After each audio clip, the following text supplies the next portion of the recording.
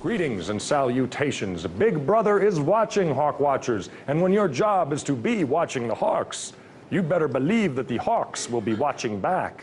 Since the start of the 21st century, we've seen the massive rise of the surveillance state. And without the heroic work of former NSA employees and contractors, Edward Snowden, Bill Biney, and Thomas Drake, just to name a few, we might have never known the extent of Big Brother's reach.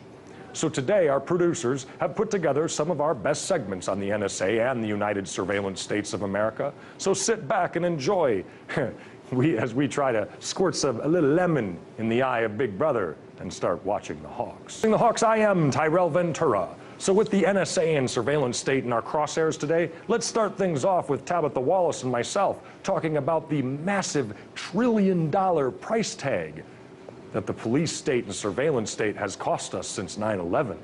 Enjoy. Whoa, $1 trillion for the Department of Homeland Security. Tabitha, what? You know, when you look back, we got 15 years now between that date and today. We've spent a lot of money. We've spent a lot of emotional cost. We've spent a lot of fear-mongering, one thing after another. It's just fear, fear, fear, fear, even to this day. Well, and that's what was the whole point of it in the first place. Now, present to you a recent interview Sean Stone conducted with former NSA whistleblower Bill Biney. Sean first asked Bill when the bulk data collection by the NSA first began in the United States. Take a listen to his answer. I first found out about it in October of 2001. It first started with the AT&T inputs from business records, if you will, of all of the phone calls that they were managing internally in the United States and around the world. So basically it turned, if you looked at it from the population of calls that were being made, it was about 320 million phone call records of U.S. citizens with other U.S. citizens every day. And that was beginning in October 2001? Right. And so what was it based on the notion of 9/11 and the terror attack being the motivation to have this bulk data collection? Was that it? Actually, I think they were planning it beforehand, although they didn't tell anybody, but they didn't start to, they used 9/11 as a way to implement it.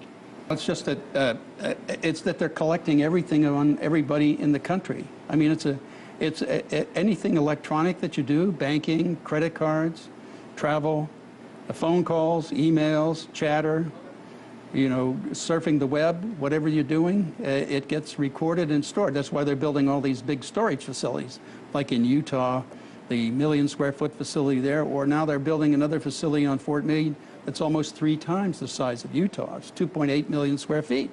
Well, I mean, if you take Alexander's, for his word, he said when he was in Menwith Hill visiting one year, he said, we have to collect it all.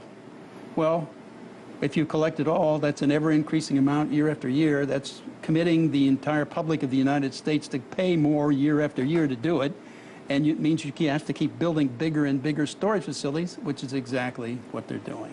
But why? My question is ultimately, what do you believe is the reason motivating the NSA to want this bulk surveillance of the United States citizens when they know most of the population are not terrorists or engaged in illegal activities of a massive sort? I'm sure everyone commits a crime on some level in the course of our lives, right? But as far as the notion of this blanket surveillance, what do you think is motivating it? Well, it gives them knowledge about everybody. That means you have the ability to control the population, just like a dictatorship. I mean, if you got somebody who's going after the bankers on Wall Street for criminal activity, you want to get rid of them, you got the data to do that. Or if you don't like the Tea Party being politically active, you have the data to direct the IRS to slow roll anything they're trying to do. Or if you're after taking people from Occupy Wall Street, you're taking those people off the street, you've got the data to do that too. It gives you the information about everybody and every relationship they have of everyone in the country. And so that gives you the power and the knowledge of how to stop anybody from doing what they're doing if you don't like it and you're the administration.